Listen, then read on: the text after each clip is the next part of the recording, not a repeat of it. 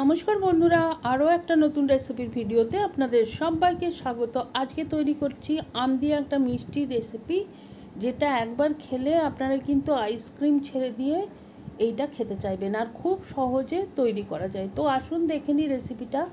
Half cup Gobindobhog চাল প্রথমে আমি ভালো করে ধুয়ে জল ঝরিয়ে একদম হাওয়ায় রেখে শুকনো করে নিয়েছি। আর এখন ব্লেন্ডার জারে দিয়ে এটা একটুখানি গুঁড়ো করে নিচ্ছি।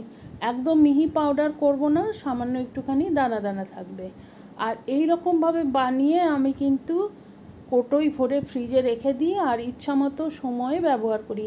এই চাল গুঁড়োটা যদি আপনারা বানিয়ে রাখেন তাহলে এই রেসিপিটা তৈরি করতে মাত্রই 10 মিনিট মতো সময় লাগবে। আর এখন আমি নিয়ে নিয়েছি হিমসাগর আম। যে কোনো মিষ্টি আম আপনারা নিতে পারেন। আর আমের সমস্ত পাল্পগুলো বের করে নিচ্ছি। একটা গোটা আমের পাল্প আমি বের করে নিয়েছি আর ভালোভাবে ব্লেন্ড করে নিয়েছি। একটা ডেকচি বসিয়ে দিয়েছি গ্যাসে, সামান্য একটুখানি জল দিয়ে দিলাম, তারপরে দিয়ে দিচ্ছি 500 ml ফুল ফ্যাট মিল্ক। জলটা দেওয়া হলো যাতে দুধটা তলায় আটকে না যায়। এখন ভালোভাবে দুধটাকে আগে গরম করে নেব।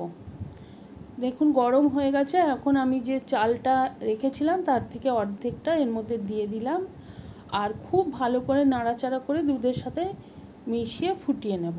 আঁচ এখন মিডিয়ামে আছে, একটু নাড়াচাড়া করে নিতে হবে, নাইলে কিন্তু চাল গুঁড়োটা তলায় জমে যাবে, ভালোভাবে দুধের সাথে মিশে যাবে না আর তলায় লেগে যেতে পারে।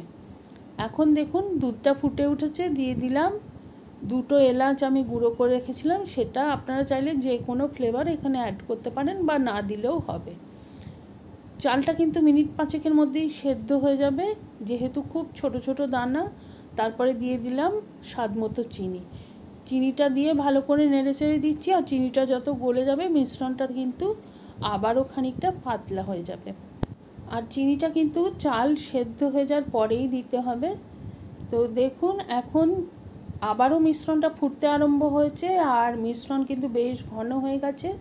আমি এখন দিয়ে দিচ্ছি 4-5টা কাঠবাদাম কুচি করে রেখেছিলাম সেটা। এটা সম্পূর্ণ অপশনাল, আপনি চাইলে এটা স্কিপ করতে পারেন।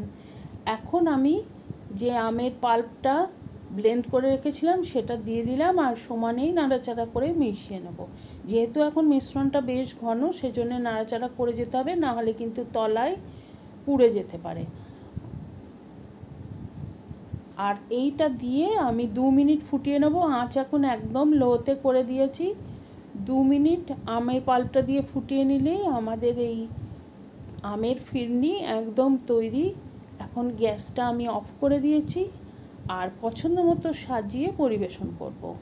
2টো কাঁচের বাটি নিয়ে নিয়েছি আর তার মধ্যে আমি মিশ্রণটা দিয়ে উপরে দিয়ে দিচ্ছি কিছুটা পেস্তা আর কাজু বাদামের কুচি। আপনারা চাইলে যে কোনো বাদাম কুচি দিতে পারেন বা না দিলেও হবে। তারপরে দিয়ে দিচ্ছি একটুখানি ফ্রেশ আমের কুচি। আর এরপরে ফ্রিজে আমি 2 ঘন্টা রেখে একদম ঠান্ডা ঠান্ডা পরিবেশন করব। আইসক্রিমকেও হার মানিয়ে দেবে। তো আপনারা বাড়িতে অবশ্যই এটা ট্রাই করে দেখবেন। কমেন্ট করে জানাবেন কেমন লাগলো। রেসিপির ছবি শেয়ার করতে পারেন আমার ফেসবুক পেজে। আর রেসিপিটা ভালো লাগলে please like, share and subscribe my channel.